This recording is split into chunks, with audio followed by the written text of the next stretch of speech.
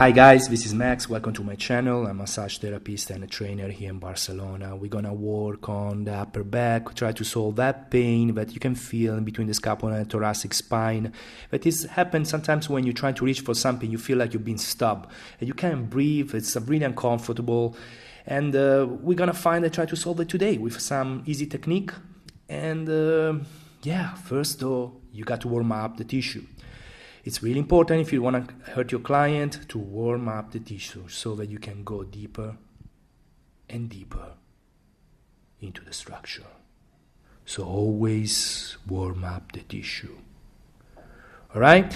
So first things, we're going to work on the upper trap. The upper trap is full of trigger point, is attached to the occipital, and you go all the way to the glenohumeral joint, and to the scapula. So it's a muscle that it's basic to work, and it's always tight. It's always tight. I haven't found anybody with a not tight traps. How are we gonna work this trap? With the elbow and with a technique that I call waving. So you just wave into the fiber all the way down with that ulna.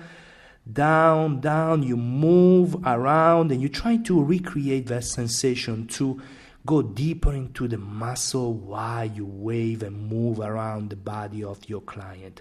Really important to feel relaxed, to feel in a flow, to have a rhythm, because without a rhythm, it can be really painful. And then you always want to find that unity, and you can move to the second technique exactly from the position where you are right now, and you can use this technique that comes from Thai massage, where you pull in the glenohumeral joint and you pull the fiber on the rhomboid down into the attachment. This is going to help the people we have around the shoulder that train chest and do too many pull-ups. This exercise is going to help to increase the good posture, to make feel better the shoulder, and to release tension, of course, in the rhomboid.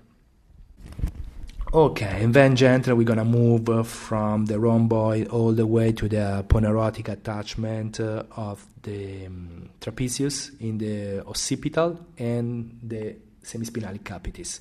Here there is the nerve, the occipital nerve, that can get entrapped in this aponeurosic attachment and can cause a symptom of what is called occipital neuralgia. That is a headache that can get all the way to the temporalis and closer to the eye. So to do that, you're gonna try to release this muscle. You can stay here between 10 to 15 minutes, working really slow, and try to make this muscle release and relax, because they kind of extend the neck. So the more you relax them, the more you create flexion, and the more you should be able to release that great occipital nerve. And from there, we're gonna, of course, work on the upper traps through a series of trigger points that I'm gonna do really fast here, but you can stay for 15-20 seconds there. You can press until you feel that twitch in your thumb releasing. Then always work on the fascia, and in this case we're going to work on the rotatory cuff. Even if it's not the subject of this video, it's important that you understand how the rotator cuff and the scapular rhythm and the shoulder are connected. So we're going to work on the opening up the shoulder, so to the work on the teres major and the latissimus dorsi, and then again reconnect. This is really pleasurable for the client every time I do that, and then reconnect all this part of the thoracic together. I will work then on the lower trap with active release technique, but what is really important is to strengthening the lower trap. Even if I'm here doing some releasing, it can be really a good way to release that pain in the middle of the scapula. Remember that the lower trap is one of the most important muscles for upward rotation, posterior tilt, and external rotation of the scapula, alongside with the middle trap and the serratus anteriors. And that can create, if you don't have a strong lower trap, it can create scapular dysfunction, and that, again, problem into the shoulder. And generally is connected with pec minor tightness, posterior shoulder capsular tightness, and some thoracic spine dysfunction. So, really important to strengthening the lower trap.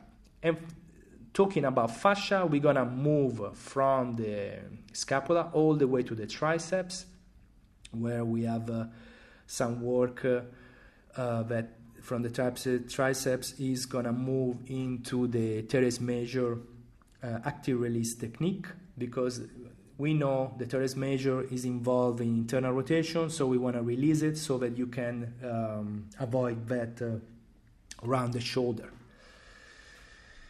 And then some work on extensor of the arm. Sometimes when you have a pain, epicondylitis is because of the extensor of the arm, but most of the time it's because the teres major and the shoulder are in a bad position. How do we work the extensor of the arm? With flexion, and we go all the way up while we do some flexion of the arms. And in the same way, the same concept is some pin and stretch for the extensor. So you want to try to connect these two muscles and try to find balance between them. So if you have a strong flexor, you want to work to have a strong extensor. It makes sense, but you can, if you don't do that, you can end up with some pain into the elbow, in what is called epicondylite or epitrochilitis. So guys, if you like my video, subscribe. It was a pleasure to talk to you, and I see you soon.